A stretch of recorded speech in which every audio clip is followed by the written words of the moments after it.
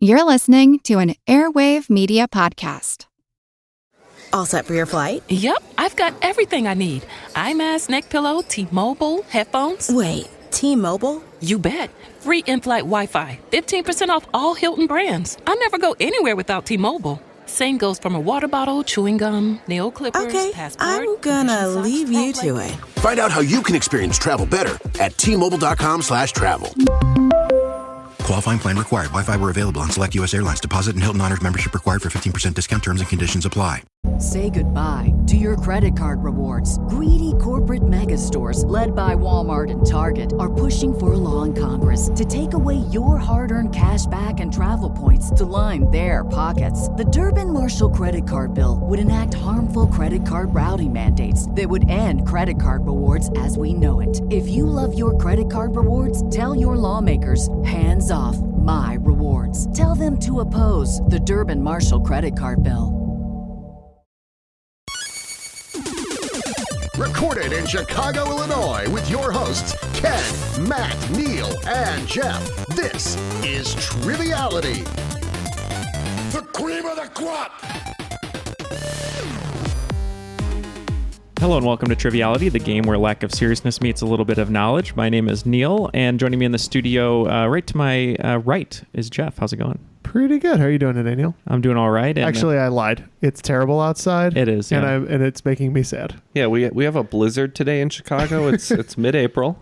I took a nice ride along the lake shore yesterday. It was 55 degrees out. Mm-hmm. Today, 30 degrees and blizzing outside. Yeah, about 3 inches of snow so far. Yeah. Yeah, I was in a t-shirt yesterday. Wet and gross and disgusting. Boots today. I don't mind Chicago winter when I think it's supposed to be Chicago winter, but come on, let's get a move on. Yeah, it's a little depressing out there, but raising our moods are our special guest that we have coming to us from over Skype. Our first guest is someone who we had been trying to get on the show for a long time, but just schedules didn't work out. It was an Intercontinental Champion on Patreon, and we appreciate his support, and that's Taylor Cook from Boston. How's it going, Taylor? How's it going, guys? Pretty good. A lot better weather here than I think you guys are having, so not upset by that at all. You said it was like 70 yesterday?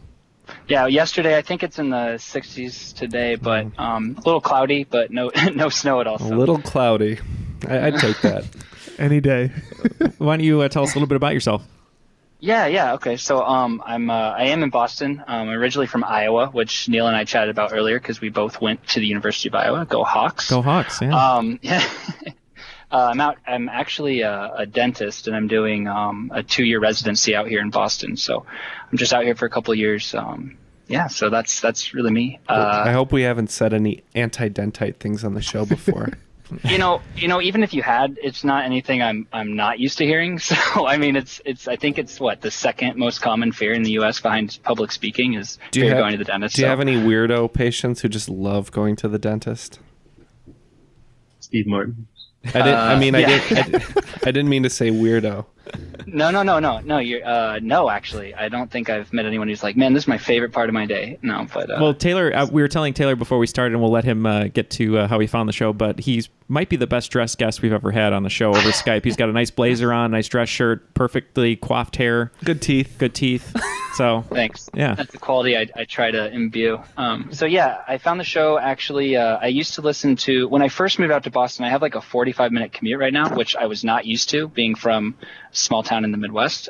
So I listened to like a couple of trivia podcasts, like Stuff You Should Know, or like I think there's one called like Things You Never Knew, or something like that. And one day it just said suggested for you, and you guys were like right at the top, and I was like, all right. So I clicked on it, started listening, and then got hooked, and then didn't stop listening, and that got me through getting used to commuting significant amount of time.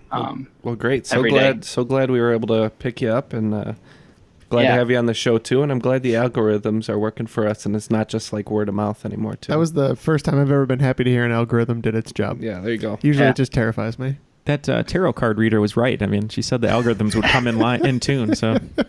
And to introduce our special guest host, it was someone that we had the pleasure of sharing some food and drink with and playing trivia last week, and that's Dave Nelson from New York. How's it going, Dave? It's going well. How are you guys? Good to see you again, especially in such close proximity. Indeed, it was a real honor to be able to visit Chicago and cause you all to lose in trivia night on Monday. Oh, we got second place, didn't we? Yeah, we did. Yeah, And we would have won. We got the points stolen from us from another team. Let's be honest. Yeah, it's the game format, not you.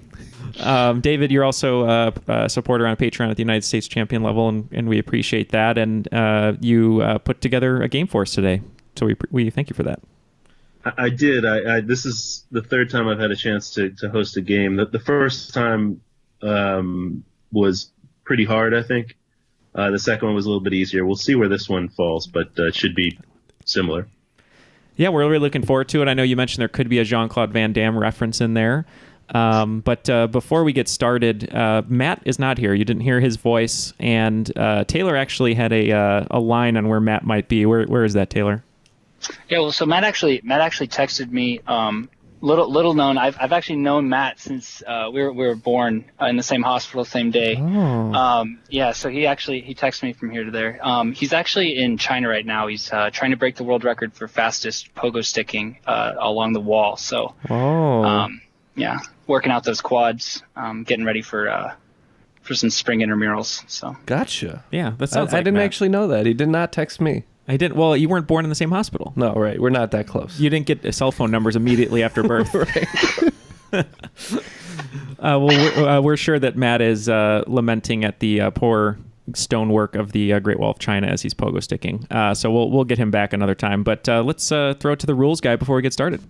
The rules of the game are simple. 20 questions split into 2 rounds worth 10 points apiece. At halftime, there'll be a special swing round designed by this week's host. After regulation, players will enter the final round with the points that they've accumulated and will have a chance to wager 0 to 30 points on 5 categorized questions. At the end of the game, someone will be named the cream of the crop. The cream will rise to the top, oh yeah. Okay, well, it looks like today's teams are going to be Jeff and Ken, who don't often get to play together, but since they have such different personalities that are a yin and yang to each other, they're going to be ice and fire today. Yeah. And we're enjoying that Game of Thrones season that's currently airing. Yeah. And I'm going to partner with Taylor. He's a little bit more of a Jeff as far as his trivia knowledge goes, so I'm happy to partner with him and hopefully pull in that pop culture. And Taylor, why don't you say what our team name is? So since Neal and I both went to the University of Iowa, a little Iowa connection there, to play on the cream of the crop and the Field of Dreams in Dyersville, Iowa, will be the Field of Creams. Field of Creams. I don't know if I want to see that field. I don't want to build that field. If you build it, they will drip. Okay, I was going to say... Sorry, Dave, that you have to deal with this, but we're sure that your game is going to be amazing. So take it away. What were we were talking about the Pornhub categories? Is that? Yeah. No, that was episode 100. Oh, sorry. This has nothing to do with. If you're ready, let's go to round 1, question 1. All right. So you probably know producer and director Chris Columbus from the Home Alone movies, a couple of Harry Potter movies, Miss Doubtfire. But one of his earliest jobs in film was writing the script for which 1984 comedy horror classic, which featured performances from Howie Mandel, Corey Feldman, and Jonathan Banks of Breaking Bad and Better Call Saul fame, and which used the following tagline: cute, clever, mischievous, intelligent, dangerous. Okay, I think we'll lock in right away here.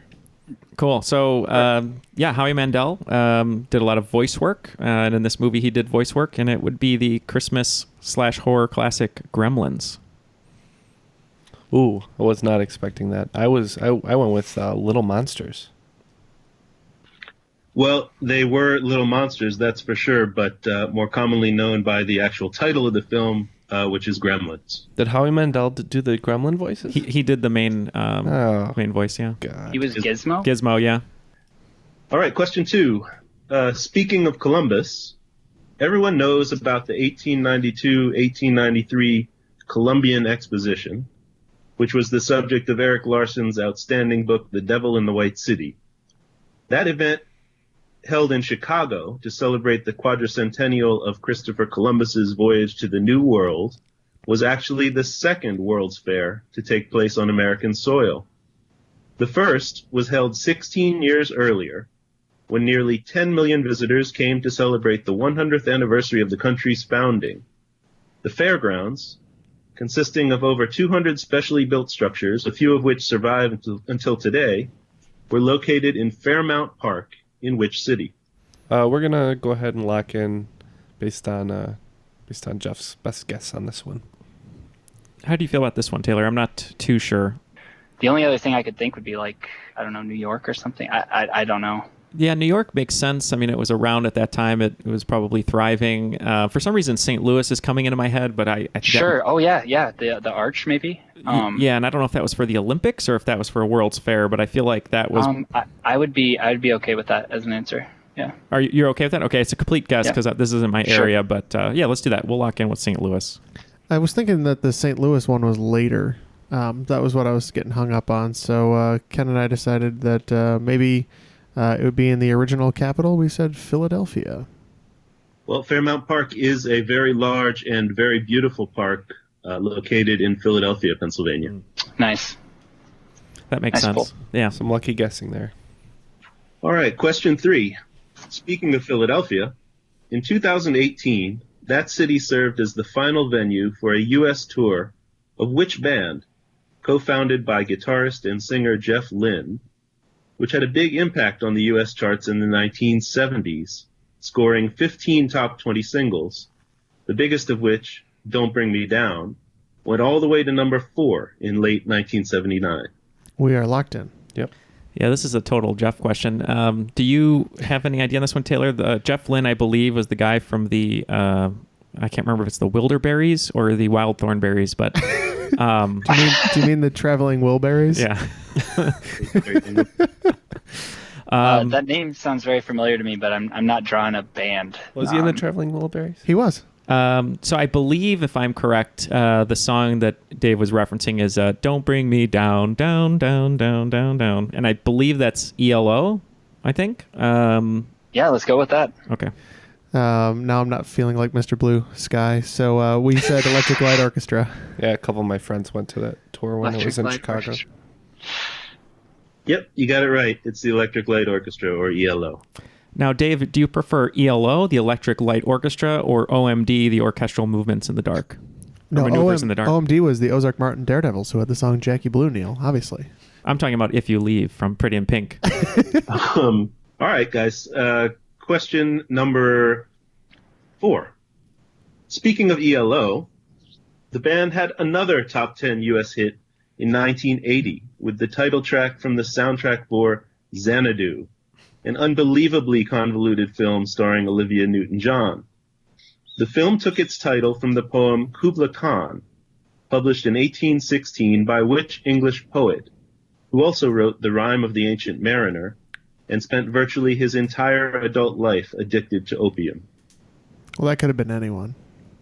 Okay, so I asked a question about The Rime of the Ancient Mariner on episode 1 of Triviality. Yeah, your first round was all nautical themed. Yeah, and I'm just trying to remember the poet's name, which, oh man. I'm probably not going to pull it. Every time I hear a Rime of the Ancient Mariner, I only think of Iron Maiden, because I know they did a song to that, but I know it's... I can never think of it. So, do you know any old English poets you would want to lock in with, or no? I mean, I could make up an English-sounding last name that could, pass as a poet, but I can't think of. Yeah, do that. Let's lock in with your English-sounding name, and we'll let these guys talk it out. You have a letter that's sticking in mind? Just want to say like Hook or something like that. It could be Hook. Yeah. That sounds somewhat familiar. I don't think it's right, but let's just say Hook. Yeah, I don't think we're going to Ambrose Bierce this one. I can't Ambrose Bierce this one. that was one of the greatest polls in the history of the show, I think. Which is why we left it in. Usually they're not very good. Usually it's just coincidence. Yeah. So we're going to go with Hook. And we'll go with a similarly short-sounding name of Kent.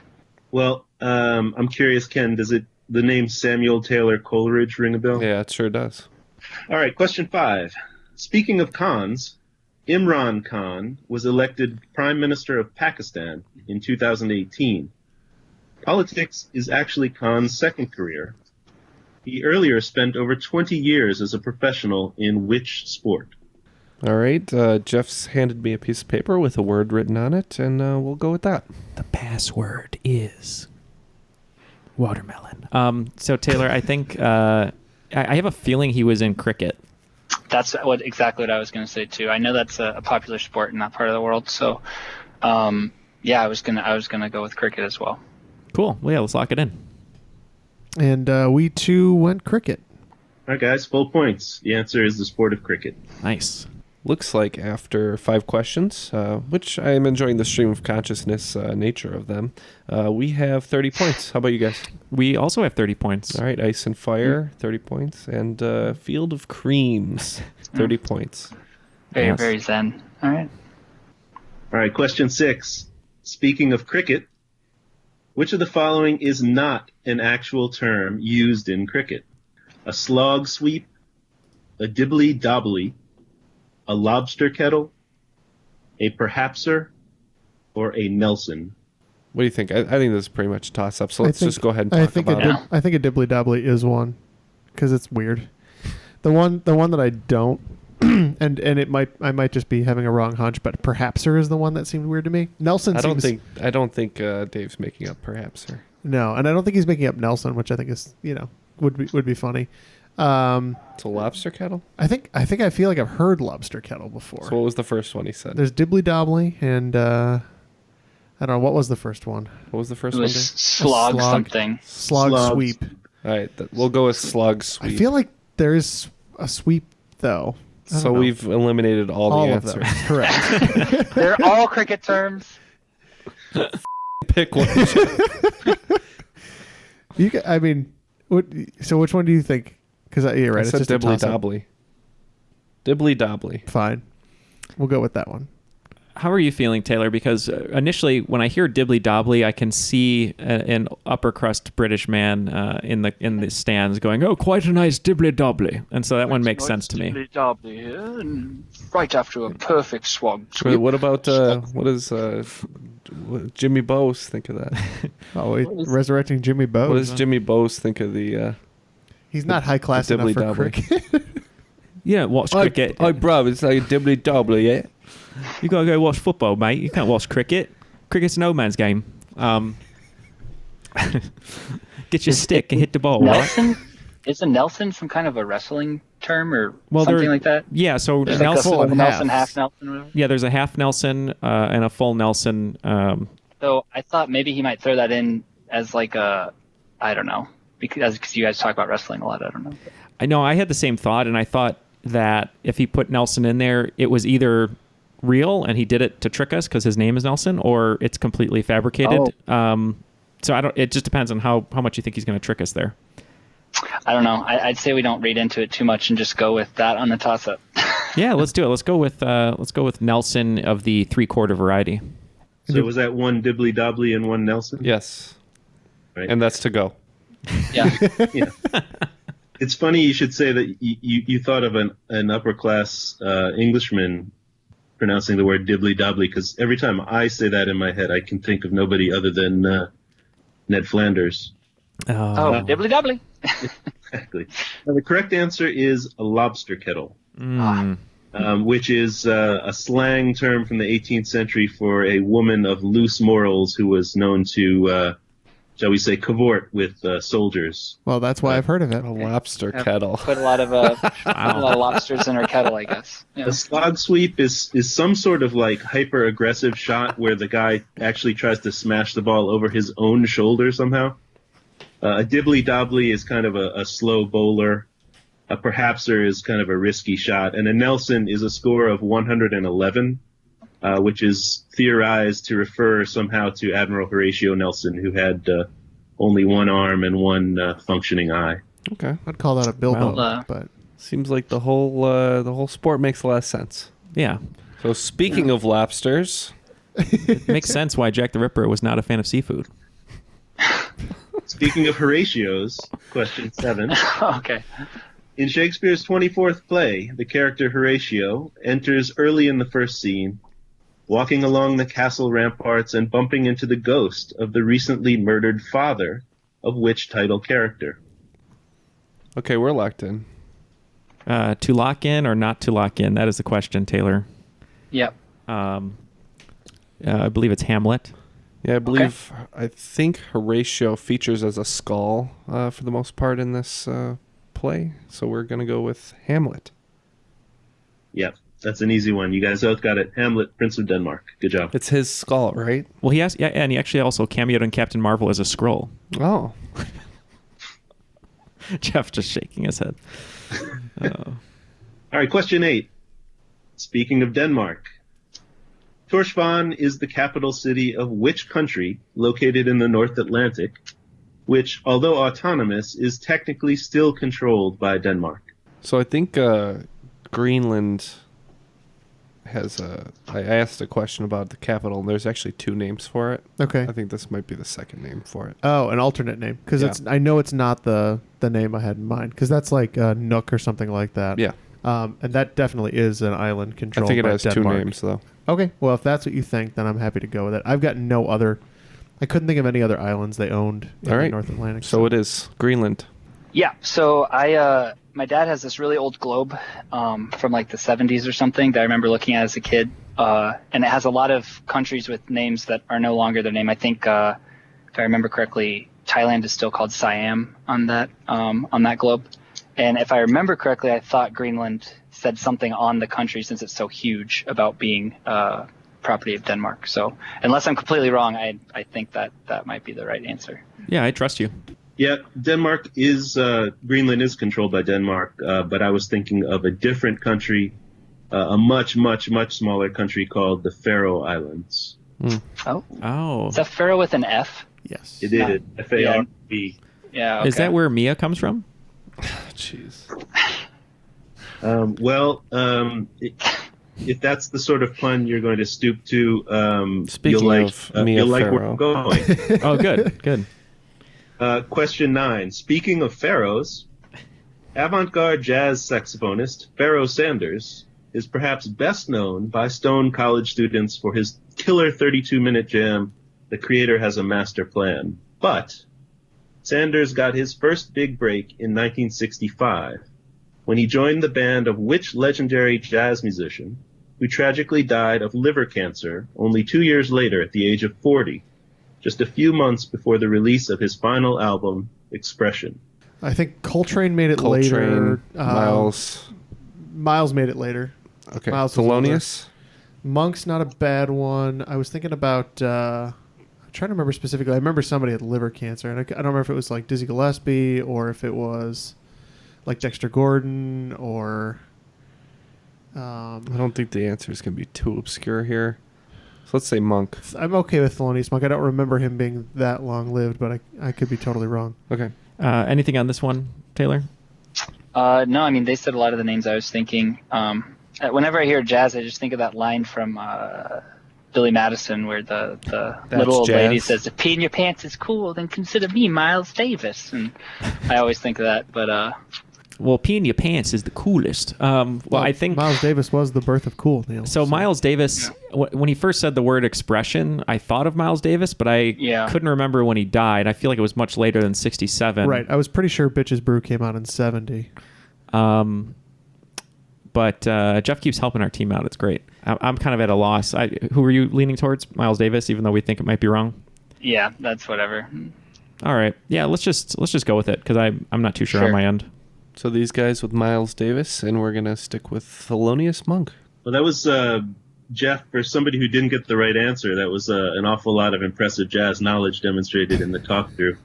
You guys both mentioned the correct answer, but neither one of you quite landed on it. It's John Coltrane. Oh, no. Darn, that was my bad. I should have pushed stronger for that. Yeah. Oh, that's all good. I couldn't remember for sure. I knew he wasn't older. I thought he was like mid-40s, and I couldn't remember if it was cancer or not. I guess John Coltrane wasn't one of your favorite things after all. He was, but I just didn't remember that. All right, question 10. Also speaking of Pharaoh, it was the name of one of the most popular 19th century gambling card games. Dealing Pharaoh was an early profession for which Old West dentist and gunfighter famously wounded in 1861 during the gunfight at the OK Corral. All right, we are in... Oh, wait a minute. when I think of OK Corral, for some reason I'm thinking Wyatt Earp, but I could be wrong. What about Anya Huckleberry? Doc Holliday?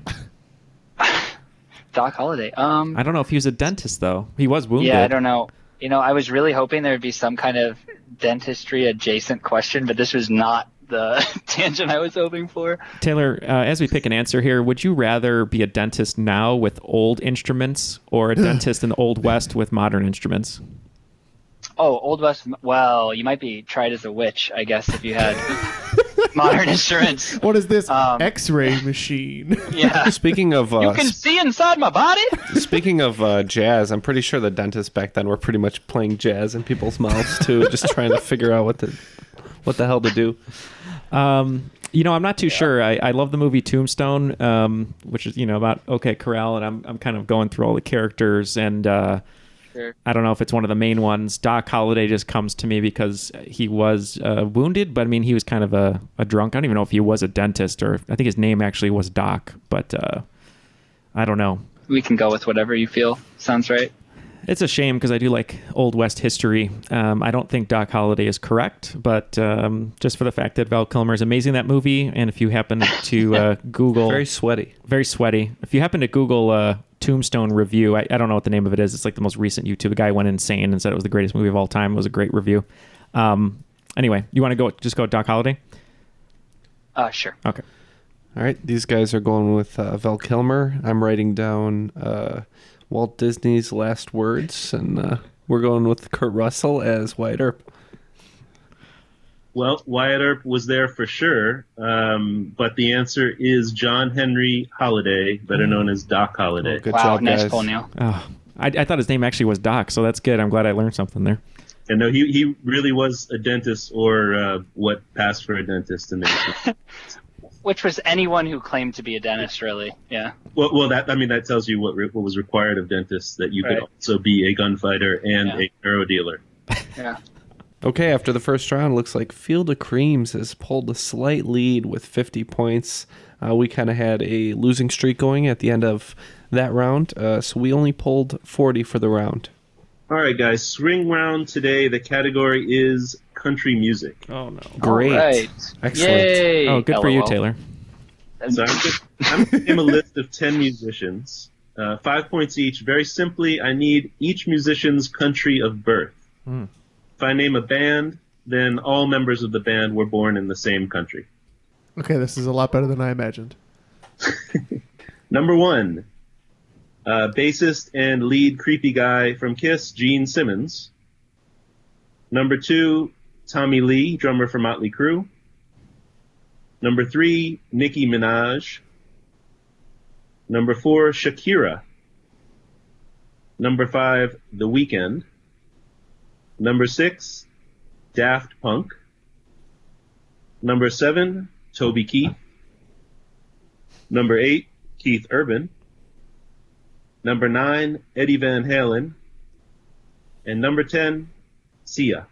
Say goodbye to your credit card rewards. Greedy corporate mega stores, led by Walmart and Target, are pushing for a law in Congress to take away your hard-earned cash back and travel points to line their pockets. The Durbin-Marshall credit card bill would enact harmful credit card routing mandates that would end credit card rewards as we know it. If you love your credit card rewards, tell your lawmakers, hands off my rewards. Tell them to oppose the Durbin-Marshall credit card bill.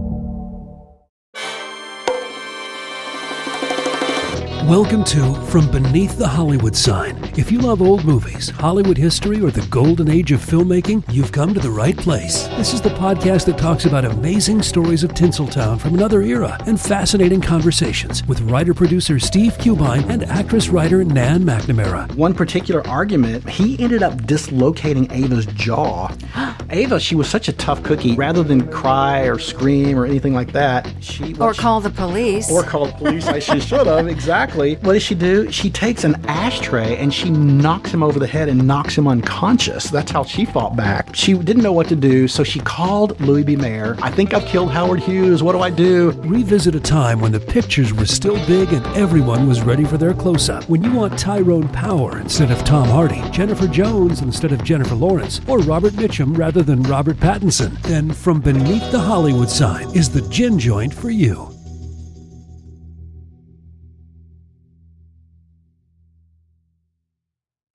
Looks like after some discussion, all the answers were locked in, but this was harder than I thought, actually. Yeah, there are some good ones. Yeah. Good. I'm glad to hear that. All right. Number 1, Gene Simmons. What did you guys put? We thought Israel for him. Yeah, we thought the same thing. I've heard him talk about Israel quite a lot, so that's the answer we locked in with. And you're both right. It's Israel. Number 2, Tommy Lee. Well, Jeff and I discussed, we know he dated Pamela Anderson, who's Canadian, so we said he's also Canadian. You can go ahead, Taylor. Okay. Yeah, so I seem to remember, I just recently watched the movie The Dirt on Netflix, and I could have sworn that his mom was speaking like Greek or something, and they were talking something about Greece. I could be completely wrong, but so we went with Greece. Well, you're completely correct. Tommy Lee was born in Greece. Oh, sweet. Nice. Great poll, Taylor. Thanks. All right, number 3, Nicki Minaj. We didn't know, so we said the U.S. We thought there had to be one of those on this list.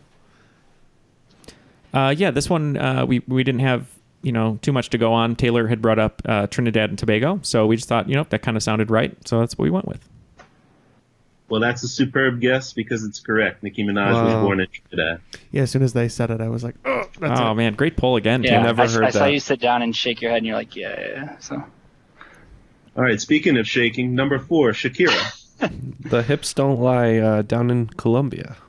Yeah, Taylor and I went back and forth a long time in this one. And Taylor, what was the song that we were singing again? Because I think that's what clued you into the answer. Oh, I don't remember. You have to start it off for me. You're like, oh, baby, when you talk like that, you make a woman go mad. They both have a pretty good impression there. Yeah, we went with Colombia as well. Yeah, as strongly inclined as I am to take away points for that performance. Feel free. Yeah, it would help us. Yeah, she was born in Colombia. I'd love to. Sorry, I was just gonna say I'd love to see her order coffee, and she actually sounds like that, like the way she sings. I take my coffee black. No sugar, no creamer. Yeah, exactly. That's what I was hoping for. And this is the last episode. Thanks for tuning in. Thank you. Sorry, Shakira fans and Wyclef Jean. We're here for you. All right, guys. Number 5, The Weeknd. Where was he born? Again, this one was just kind of a random toss-up, so we said USA. Yeah, go ahead, Taylor. Yeah, we went. I guess we were kind of inclined to think that a lot of these weren't from the U.S., and for some reason we just decided to go with the Dominican Republic. He was actually born in Canada. There's the Canadian one. Yeah. See, we thought we had already used up our Canada. Yeah. All right, guys. Number 6, Daft Punk. Oh, yeah, there's only one place to come from if you're as eccentric, weird, and electronic as this band. Hey, what was that answer one more time? It's France. Yep, we said France. There would be no justice without Daft Punk, so that's why we went with France. Well, for me, eccentric plus weird plus electronic equals Germany for sure, but the answer here is France. Yeah, no, that's fair. All right, number 7, Toby Keith. Well, I know he plays American flag guitar sometimes, and he owns a string of shitty restaurants. So there's nothing more American than that. So we said the good old US of A. You could take it, Taylor. Yeah, we said the United States as well, although as we were kind of locking in, I was like, oh, God, we didn't say Canada, and I swear someone's from Canada. So unless he's a really good actor, we put U.S. as well. Yeah, this one's easy. I just thought it would be hilarious if I could trick somebody into saying he was from somewhere else. Yeah. he was born the hell out of the USA, for sure. All right, number 8, Keith Urban. This guy is married to Nicole Kidman, and I think they're both Australian. Mm-hmm. Yep. He's got the blonde hair and the looks of an Australian, so we went Australia as well. But not for those reasons. He looks for the like same reason. he looks like Chris Gaines, Yeah, a little bit, I guess. but he's serious. He looks. I mean, he's a very good-looking man. I'm not going to disparage that, but he almost looks like the model version of a rusted yellow leather belt. If it were a man, if this was a belt, a bedazzled belt turned into a man, like a Princess story. Well, I used to live in Hollywood, California, and L.A., and if you go to the farmer's market there on a Sunday morning, there's like 700 guys that look exactly like that. This was a little bit of a trick. He was actually, although grew up in Australia, he was born in New Zealand. No. That's painful. That's going to screw our last one. That's painful. Eddie Van Halen, number 9. I thought he was from the UK, but we could be wrong on that. Now the list is kind of screwed up. Yeah. The way that we've discovered answers, so who knows? My favorite song is Eruption by Eddie Van Halen. He's from the Netherlands. Yeah, that's absolutely right. He was born in the Netherlands. Oh, God. I see why you pocketed that one now. You wanted to pull out the Dutch boy. I mean, I guess it makes sense with like the Van Halen, but you could be from anywhere. Oh, true. I didn't think about that. Number 10, Sia. South Africa. I was almost positive she was either Australian or New Zealand, or from New Zealand, and then we said, well, Keith Urban, we have Australia, so it must be New Zealand. So we went with New Zealand, even though now it makes sense that she's probably Australian. Yep, you'll pay 5 points for that mistake. She was born in Australia. Shucks. After that shocking swing round, quite frankly, looks like we picked up 20 points, bringing Ice and Fire's score to 60. Field of Creams did slightly better on that, picking up 35 points, bringing them to 85. All right, you guys ready for round 2? Indeed. Yeah, I think so. We're more than ready. All right, round 2, question 1. HSBC, headquartered in London, is the world's 7th largest bank by total assets, and was founded in 1865 by Scottish politician Sir Thomas Sutherland, who got his start in business as a clerk for the Peninsular and Oriental Steam Navigation Company. The B stands for banking and the C stands for corporation. Duh. What do the H and S stand for? Full points for either correct answer. Okay, we'll lock in. He said he was Scottish Yes. or something, so I thought maybe the S would be like Scottish. I don't know. And maybe, I don't know, just because it's funny, I was thinking Highlander, but just because I like that movie. Well, there's only one. Yeah, there is. So maybe, like Heritage. Or Highland, yeah. Highland I don't know. of Scotland. I don't know. How about instead of Highlander, we go with Heritage Scotland? I don't know. Sure. Yeah, that's fine. Cool. All right, we're going to lock in with that.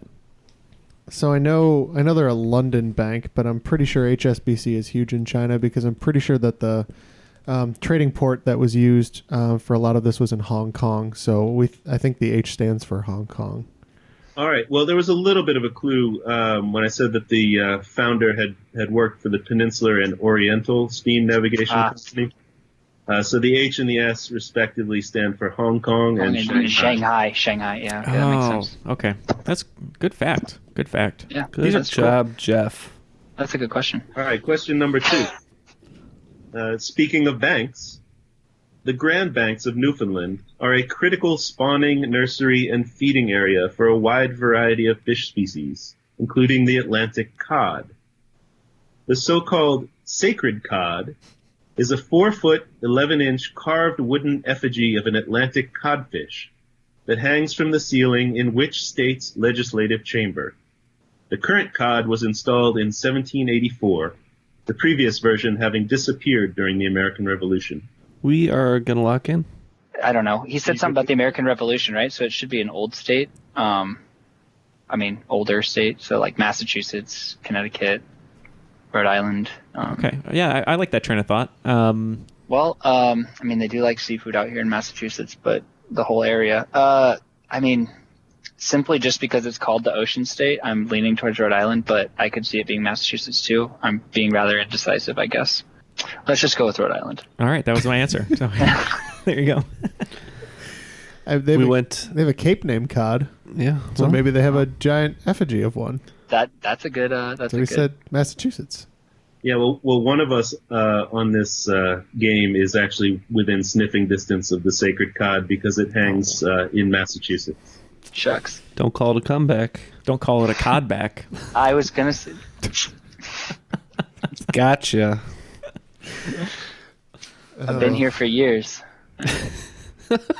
Don't call it a cod back. All right, question 3. Speaking of gigantic fish sculptures hanging from ceilings, while the sacred cod hangs in the Massachusetts House of Representatives, the Massachusetts State Senate, amazingly enough, has its own ichthyological icon, which dangles from a chandelier and has been nicknamed the Holy Mackerel. During World War II, lawmakers actually debated donating the mackerel to the war effort. Can you tell me of what metal, whose atomic number is 13, and which comprises approximately 1.6% of the Earth by mass, is the Holy Mackerel made? What? No. Whatever your answer is. You Lekin. No. Unless it's right. All right, you Lekin, then. Yeah, we're locked in. You're the science guy, Taylor. I'm just going to let you think about number 13, because when I hear Holy Mackerel... So good. So 10's neon, 11, I believe, is sodium or potassium. I think it goes sodium and potassium. Which would be 12. And then, I don't know, magnesium, maybe? No, that's 23, right? Or is that manganese? Or maybe I'm completely off. I have no idea. is it like, could it be copper, nickel? Actually, copper. I would be okay with saying copper. I don't know why I'm blanking on this. This should be something I know, but. And I mean, they used copper to make a lot of stuff, so. Okay. Yeah, because I used to have a periodic table hanging on my wall, so it's actually good I don't right now, because I'd feel like I was cheating, but. And then, lastly, though, it wouldn't be... You can use whatever's in the room with you. It wouldn't be aluminum or nickel or anything, or titanium, right? I don't believe so. Okay. I feel like that's too light for copper. But again, I don't know. So let's just go with it. Okay. I feel bad for taking us down this road because I don't know anything about science, but we'll go with copper. That's all good. We went with a metal that used to be quite a bit more precious than it is now. In fact, it's so disposable we basically throw it away. And we said aluminum. Aluminum, yeah. Well, I did ask, can you tell me? And the answer with that appropriate groan is aluminum. So aluminium? Nice. Aluminium. If you're so inclined, yes. I am. If you're so Britishly inclined. What do you think about that, Jimmy? Sorry, I wasn't paying attention. That's some nice aluminium you've got there. Aluminium foil. Hey, that's Johnny Bose. That's my brother. Jimmy and Johnny Bose. Oh, Jimmy. Give me £5. I'll get you a gallon of milk there. five quid. That's a lot. All right, question 4. Speaking of the number 13, that was the uniform number worn for almost his entire career, by which Venezuelan 11-time Gold Glove winning and 3-time All-Star shortstop, who despite playing 24 seasons with 6 different teams, including the Mariners, Giants, and Indians, retired after the 2012 season with a mere 80 career home runs. Ooh, I think I know it. Being part Indians fan, it just came to me.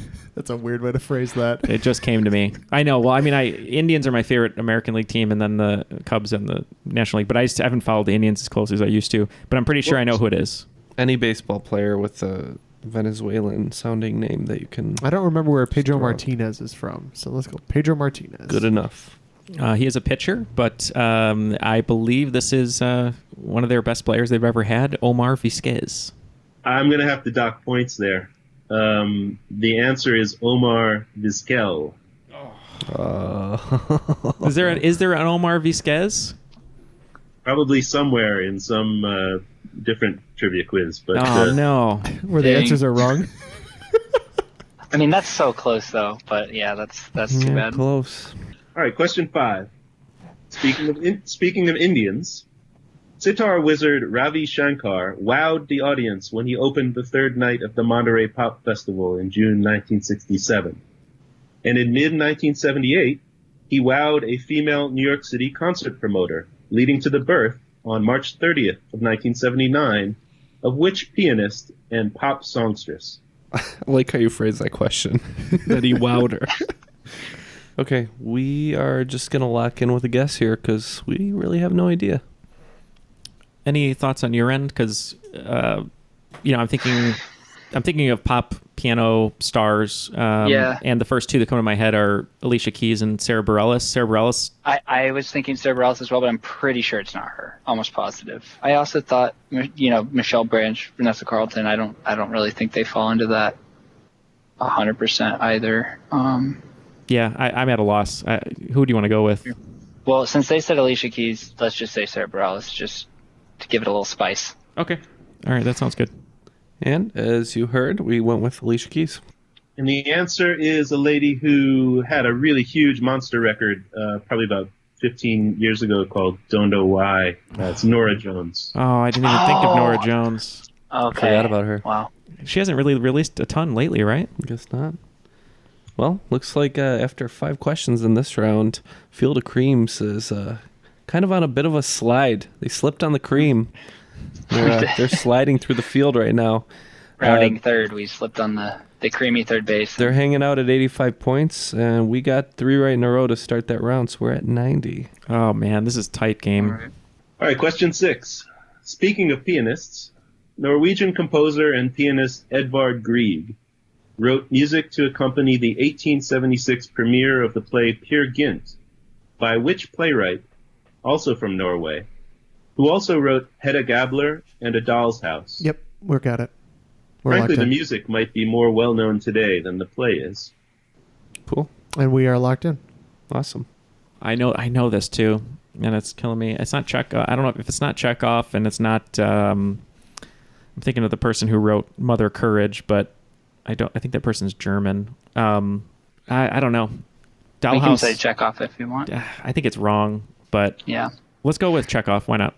And if I'm remembering correctly, I believe this is Heinrich Ibsen. Oh.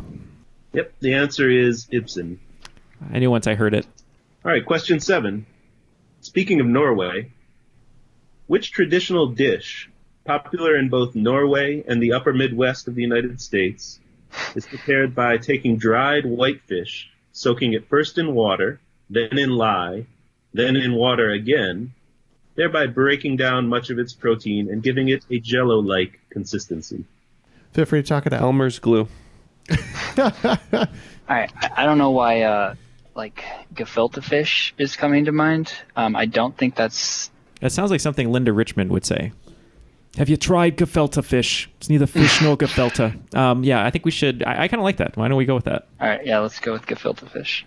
That's a word I've heard a lot, but I never knew what it was. But we had no idea, so we went, it sounds like a fish paste, and then we settled on Elmer's glue. Well, it is the Passover season, so I appreciate the reference to gefilte fish, but the correct answer here is something called lutefisk. Lutefisk! Oh, yes, it sounds so much like it, but it's that's what he was talking about, lutefisk, yeah. I've never had it, but it appears to be almost exactly as disgusting as gefilte fish. Now, when did they roll out lutefisk, and in how many Fast and the Furious movies was he in? Anytime I hear you turn, I know exactly where these jokes are going. All right, question number 8. Speaking of Jell-O, 1980s Jell-O spokesman and serial rapist Bill Cosby, 1978 film California Sweet, which was adapted from a play by Neal Simon. Simon earlier had a different play run for over 2 years on Broadway in the mid-1960s, before being turned into a highly successful film and then a television series that ran for 5 seasons on ABC in the 1970s.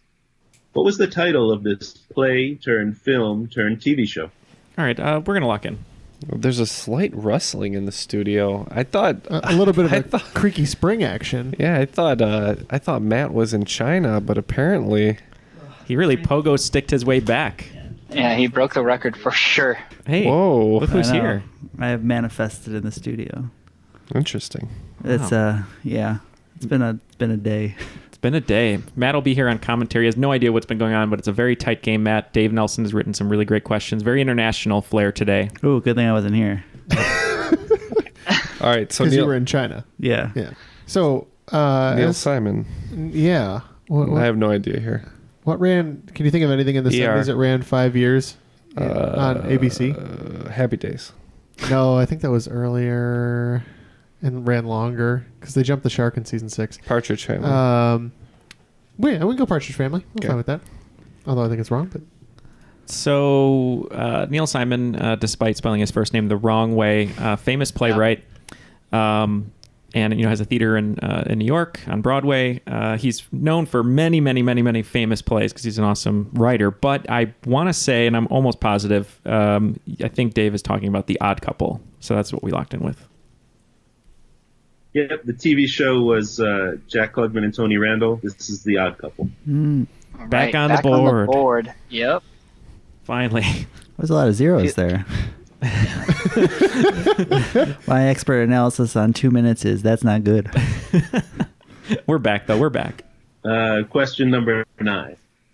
Speaking of Simons, English-born actor Simon Pegg has starred in 3 films directed by Edgar Wright, who most recently brought us the 2017 long-form music video, Baby Driver.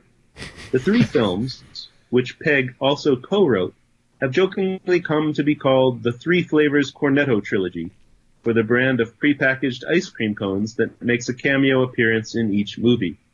Please name any 2 of these 3 motion pictures. We're good, right? Yep. Yeah, we are good as well. Or how do you feel, Taylor? I mean, I'm pretty sure I've probably seen the movies he's talking about, but I don't know exactly what he's referring to. I mean, I can name Simon Pegg movies, but I don't know exactly what he's talking about. So if you feel free to enlighten me, that would be fantastic. Sure, yeah. I'll let Ken throw the third one here, but we went with Hot Fuzz and Shaun of the Dead. Yeah, that's what I was going to say. That's what we officially locked in with is Shaun of the Dead and Hot Fuzz. I think the last one's... At World's End? The End of the World? No, it's World. It's just... I'm thinking of stupid Pirates of the Caribbean. Yeah. That always messes me up, too. I think it is World's End, though. World's End, yeah. The World's End. Yeah, full points around. It's Shaun of the Dead, Hot Fuzz, and The World's End. Yep, okay. Question number 20. Speaking of the end of the world, on November 20th, 1983, ABC aired a made-for-TV movie about an international dispute that devolves into full-scale nuclear war between the United States and the Soviet Union. The film, starring Jason Robards, John Lithgow, and, naturally, Steve Guttenberg, was seen by over 100 million viewers, including a whole generation of terrified elementary school kids like myself, making it one of the highest-rated non-sports TV events of all time.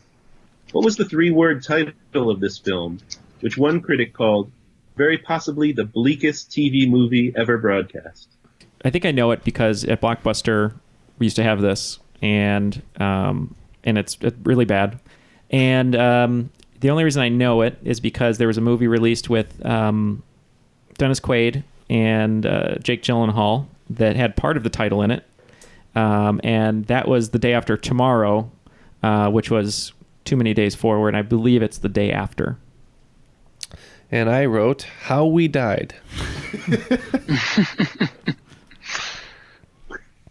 I was afraid this might be a little bit before your time, but since it was such a big sort of a TV event and is important in TV history, I thought I'd ask anyway. And I'm pleased to hear that one team got the correct answer, which is The Day After. Yeah, as soon as you said it, I Very nice pull, Neal. rang a bell. Well, at least we ended somewhat strong. Yeah, you ended the way we started, with 3. So we had gained the lead by the middle of that round, and we lost it by the end. But it's a very tight game. 115 for the Field of Creams, 110 for Ice and Fire. Ooh, might be one of our tightest games. All right, so you guys want some categories for the final round? Yeah. Yes, please. Lay it on me. Your categories are How the Hell, Hockey, Words, Elvis, and 1960s Counterculture. After some talking, the wagers have been locked. Okay, question 1. How the hell? Boy mayor of South Bend, Indiana, Pete Buttigieg, is currently one of 476 contenders vying for the Democratic Party nomination for president. How the hell do you spell Buttigieg anyway? Number 2, hockey. Before a recent redesign, which Canadian banknote featured a picture of kids playing ice hockey? Number 3, words. The official Scrabble dictionary was recently expanded to make room for approximately 300 new words, including what 5-letter term defined as to dance while shaking the buttocks while squatting? Number 4, Elvis. About which Baroness did Elvis Costello sing the following lyrics?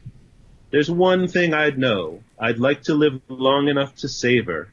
That's when they finally put you in the ground. I'll stand on your grave and tramp the dirt down. He finally got his wish in 2013. And question number 5, 1960s counterculture. Which retail store, located at 94 Baker Street in London, opened on December 7th, 1967, and closed on July 31st, 1968? After our discussions, the answers for these are locked in. All right, question 1. So Pete Buttigieg, how the hell do you spell his name? Okay, we'll start. We wagered a big 30 on this one. Both me and Jeff kind of independently wrote down our best guesses on the spelling, and we both put Buttigieg. Yeah, Taylor and I wagered 5 on this one. Big fan of this guy, like the way he carries himself, and especially the video of him doing a West Wing walk, his new offices. And I believe his name is spelled Buttigieg. Well, in this case, the I's have it because it's Buttigieg. Yep, that was the only matter of discussion that me and Jeff had, and we went the wrong way.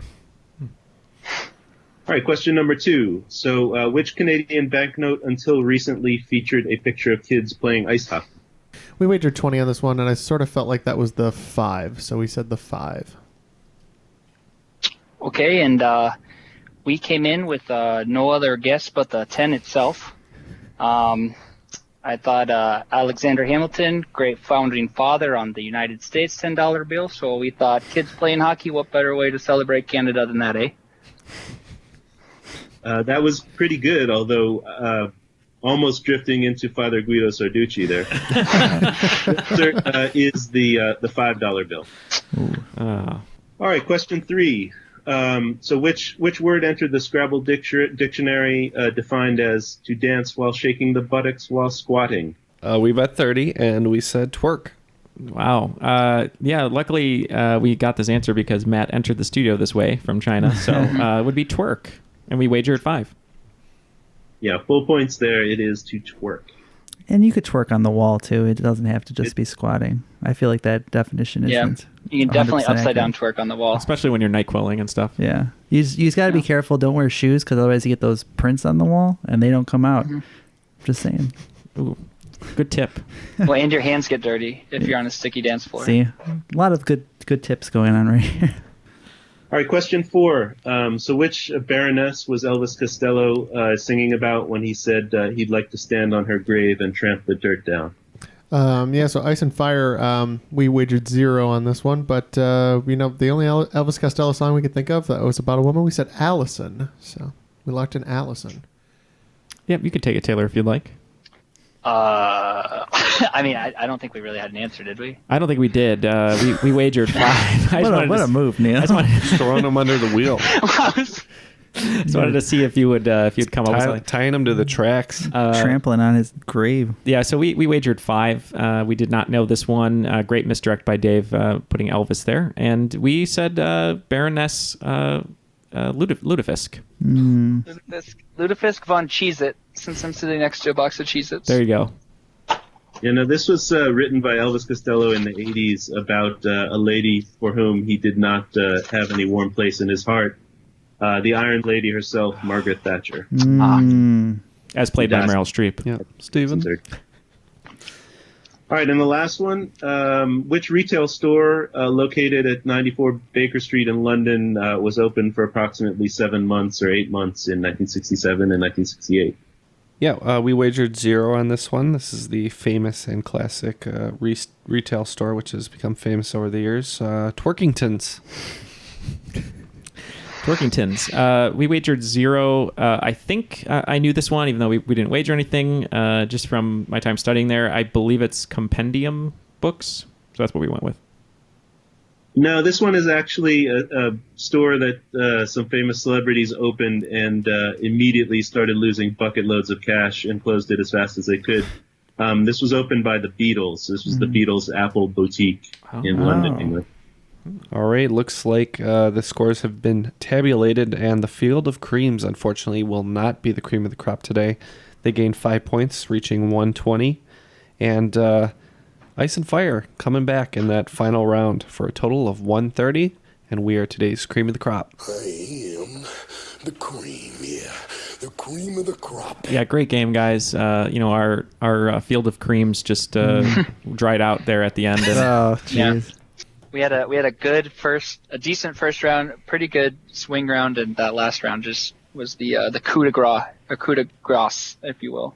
Yes, yes. But I appreciate you supporting the show from all of us on Patreon, and I know we've been trying to have you on the show for a really long time, so I'm just glad you were able to join us. Yeah, thanks a lot, guys. It was a lot of fun being here, and maybe another time, and maybe more questions I'll be able to help out with. So. Yes, of course. I know you said you might want to host a game as well, so if you ever put that together, we'll gladly have you back. For sure. Yeah. Dave, great questions.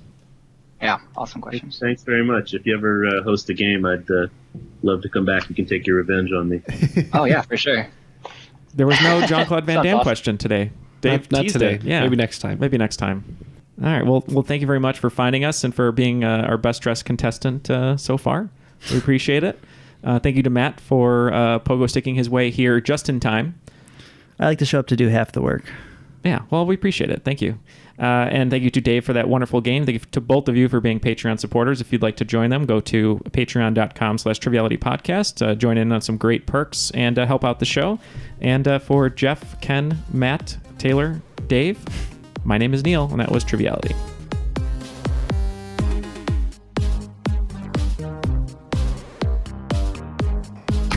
That was episode 1, everybody. I'm aware.